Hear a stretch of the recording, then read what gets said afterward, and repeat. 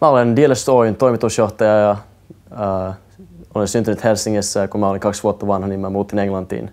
Kun mä näin ensimmäisen kerran senttihuutokauppaa, niin mä sanoin, että tämä olisi mahtava ja hauska tapa tehdä kauppaa, mutta se oli niin kuin arpapeliä, että 1 voittaja ja sitten 20 häviää. Ja me mietimme, että miten mä voin tehdä sen hauskaa myös hävittäjälle. Ja sitten meidän idea tuli, että meillä oli idea, että me annetaan ne, jotka eivät voittaneet huutokaupan, saavat ostaa sen tuotteen meidän Buy It Now storista ja saa kaikki ne huutorahat takaisin. Ensiksi mä aloitin rakentaa sen nettisivun, koodaamaan sen ja sitten mulla oli paljon kavereita, jotka auttoi. Ja kun se oli valmis ja me oltiin just lanseerassa sen, niin mä aloitin soittaa venture capital firmoille ja sanoa, että meillä on hyvä idea ja nyt mennään. Ja sitten mä menin San Franciscolle ja sitten mulla oli muutamia kavereita siellä, jotka sanoivat, että okei, no, tulkaa kertomaan meille, mitä sulla on. Ja ne istui siellä ja sitten mä kerroin, että meillä on nyt muutamia tuhansia asiakkaita ja vuoden päästä meillä on yli 100 000 asiakkaita. Ja mä mietin just siellä, että ehkä kahvi tulee väärään kurkkuun heille, mutta ei tule. He kysyi vaan, että kuinka paljon sä tarvitset.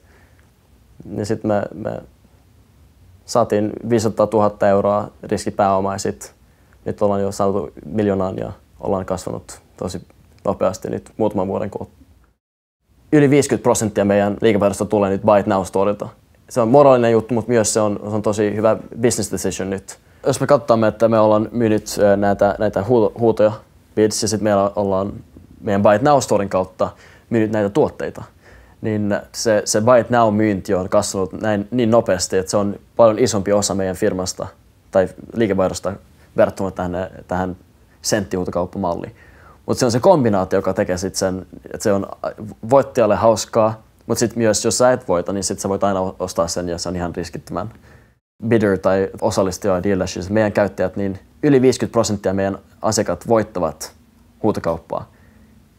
Ja jokainen asiakas voittaa yli 6 kappaletta tai yli 6 huutokauppoja dealershipissa, niin se on aika iso. Ja se on paljon isompi kuin meidän kilpailijat. Meidän asiakkaat tulevat takaisin joka päivä, joka kuukausi ja joka vuosi nyt. Että se on ihan eri malli kuin tavalliset senttihuutokaupat, jotka toimivat paljon niin kuin arpapeliä. Me ollaan nyt kasvanut noin 350% vuodessa ja me kasvataan jatkuvasti. Että nyt meidän myynnit ovat jo yli $8 miljoonaa vuodessa. Meillä on 250 000 asiakkaita Jenkeissä, joka käyttää meidän tuotetta. Tai verkkoshoppailla, joka on hauskaa ja viihtyisä, niin meidän mielestä se on tosi iso markkina.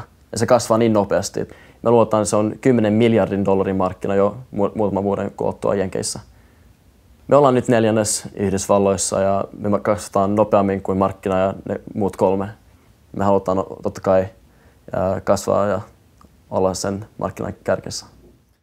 Milloin se on tärkeämpää olla maailman ykkönen kuin saada paljon rahaa. Ja meidän tuote, meidän mielestä me uskomme, että tämä on parempi tuote, tämä on parempi konsepti ja se on paljon rehellisemmin asiakkaille kuin jotain muuta, joka on. Niin me uskomme, että me voimme olla maailman isoin tämmöinen social game shopping tuote ja se on joka päivä meidän unelma ja tiimissä se on meidän visio. Halutaan olla maailman isoin. Ihmiset sanovat mulle, että mä olin naiivi ja epärealistinen luulla, että pieni suomalainen yritys voisi pärjätä Yhdysvalloissa.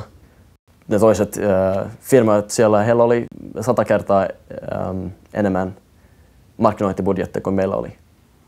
No jos sinulla on hyvä idea ja sä uskot sen, niin sit ei saa hetkeäkään epäröidä. Et pitää mennä ihan täysillä vaan. Ja jos sulla on hyvä idea, ja vaikka muut sanovat, että sä oot epärealistinen tai naivi, niin jos sä uskot sen itseäsi, niin sit ei vaan saa epäröidä. Et mä haluan olla esimerkki, että kuka tahansa voi olla yrittäjä, kuka tahansa, jos heillä on niin hyvä idea, niin sit jos ne uskoo siihen ja ei saa epäröidä, niin sit kuka tahansa voi voittaa.